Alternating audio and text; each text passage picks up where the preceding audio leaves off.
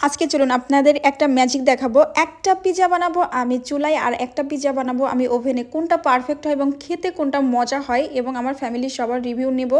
তারপর আপনাদের সাথে শেয়ার করবো আসলে কেমন কি। তো আমি এখানে ময়দা নিয়ে নিয়েছি আন্দাজ মতো, তারপর গুঁড়া দুধ নিয়েছি, তারপর একটু ইস্ট নিয়েছি, তারপর একটা ডিম ভেঙে নিয়েছি, তারপর একটু লবণ নিয়েছি।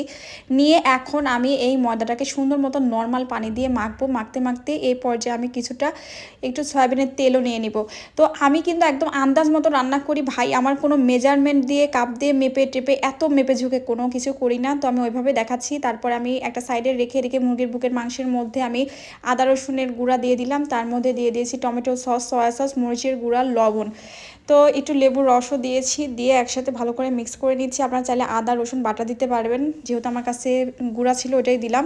তারপরে মুরগির বুকের মাংসটাকে সুন্দর মতো আমি কষিয়ে কষিয়ে রান্না করে নিচ্ছি আর কি। তারপর এইদিকে আমি ওভেনে দেওয়ার জন্য ওভেনের যে প্লেটটা বা ট্রে থাকে সেটার মধ্যে আমি দেখেন ফুলে কিন্তু ডাবল হয়ে গেছে ময়দা। সেই ময়দাটাকে এখন অর্ধেক আমি চুলার জন্য রাখবো আর বাকি অর্ধেকটা ওভেনের জন্য প্রিপেয়ার করব। তো পিজাটাকে আমি স্প্রেড করে দিচ্ছি। অ্যাকচুয়ালি আমি বলি এটা হাতের আনাড়ি হাতে বানানো। বাসায় আমার হাজব্যান্ড ইফতারিতে এটা খাবে বলে আবদার করেছে, জন্য বানাচ্ছি। তো এই জন্য আপনাদের সাথে শেয়ার করা। তারপর একটু টমেটো সস দিলাম আর কাঁটা চামচ দিয়ে কিন্তু একটু আমি ছিদ্র করে নিয়েছি আর কি। তারপরে এখানে আমার হোমমেড চিজটাও দিয়ে দিলাম। এটা রেসিপি আপনারা অনেকেই চেয়েছেন, আরও কিছু মানুষ চাইলে আমি অবশ্যই দিব। তারপর একটু ক্যাপসিকাম।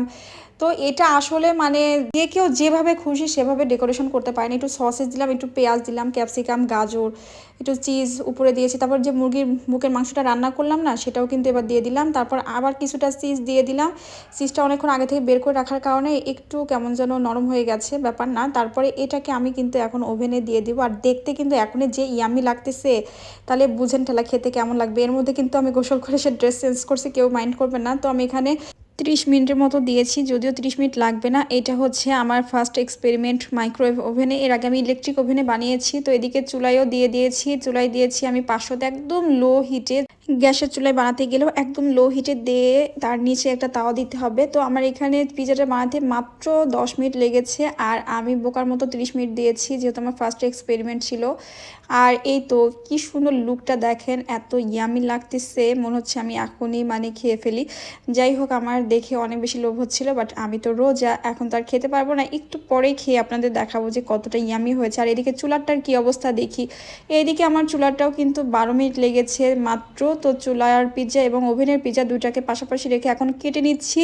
তারপরে ফ্যামিলি সবাই খাবে এক পিস করে। তো এর মধ্যেই কিন্তু আজান দিয়ে দিয়েছে। তো আমি একটা তুলে এখন একটু খাবো আর আপনাদেরকে দেখাবো কতটা লোভনীয় দেখতে হয়েছে চুলাটা এবং ওভেনেরটা।